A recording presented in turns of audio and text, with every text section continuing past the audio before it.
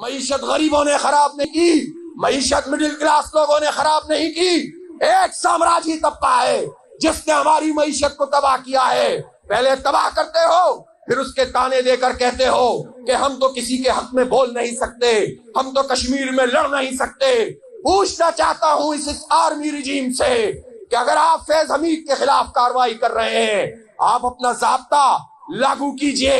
General Bajwa کے خلاف کب کارروائی ہوگی، جس کے جو ریکارڈ پر بات موجود ہے، ریکارڈ پر بات موجود ہے کہ اس نے صنعت کاروں سے کہا تھا کہ ہم تو انڈیا سے لڑ نہیں سکتے، اور یہ سب باتیں سامنے آئی تھی کہ کشمیر کا سودا باجوہ کرنے والا تھا۔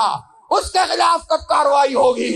جب تم حق اور انصاف پہ کارروائی نہیں کرو گے تو تمہاری ہر کارروائی مشکوک سمجھی جائے گی۔